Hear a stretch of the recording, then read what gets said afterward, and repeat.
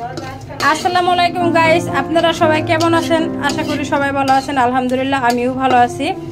আজকে আমি একটা রেসিপি করতেছি যেটা আপনাদের সাথে শেয়ার করার জন্য চলে আসলাম। এটা হলো শুটকি, হয়তো আপনারা সবাই চিনেন, বাট এক এক অঞ্চলে এক একভাবে রান্না করে। সো আমার মাদারীপুরে কীভাবে রান্না করে এইভাবে আপনাদেরকে দেখাবো আর কি আমি রেসিপিটা।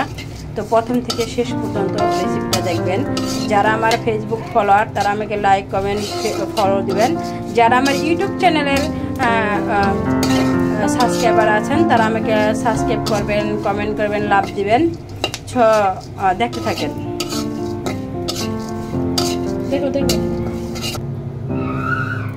আমার শুটকিটা ভাজা হয়ে গেছে, তাই এটাকে আমি ভালো করে এখন এই গরম যে কড়াইটা আছে এটার মাঝে একটু পানি দিব। পানি দিলে এই গরম পানিতে আমার শুটকিটা সুন্দর মতো ভিজে যাবে।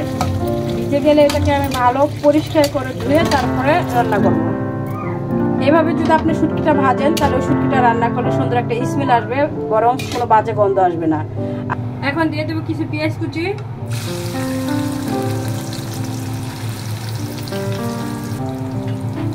দিয়ে দেবো লবণ স্বাদ মতো।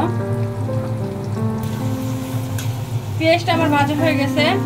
এবার দিয়ে দেবো আমি কিছু রসুন বাটা, 1 চামচের মতো, টেবিল চামচের। এই রসুনটা আপনারা চেষ্টা করবেন সাথে সাথে বেটে ধোয়ার জন্য। ফ্রিজের রসুনটা না দিলে ভালো হয়, কারণ ফ্রিজের রসুনটা খেয়ে দিলে ওটার স্মেলটা নষ্ট হয়ে যায়।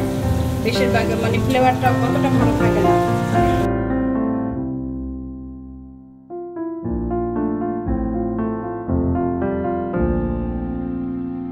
এখন আমি দিয়ে দেবো শুকনো মরিচ, একটু ঝাল দিব। যেহেতু শুটকির ভিতরে ঝাল না হলে ভালো লাগে না। পছন্দ করি তত পরিমাণ দেবো। আমি 2 চামচ দিচ্ছি। তো আপনারা যেরকম ঝাল খাইবেন যার যার পছন্দ অনুযায়ী দিয়ে দেবেন। এবার দিব আমি হলুদের গুঁড়া,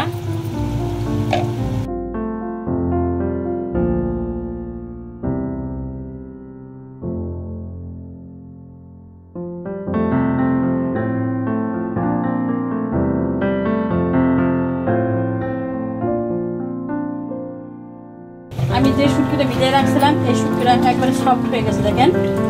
তার সাথে যদি যেখানে রোদ দেয় ওখানে থেকে যদি এটার গায়ে কোনো ময়লাও লেগে থাকে বা এটার গায়ে যে আঁশটা আছে সব কিন্তু উঠে যাবে। এবার এটাকে আমি পরিষ্কার করে ধুয়ে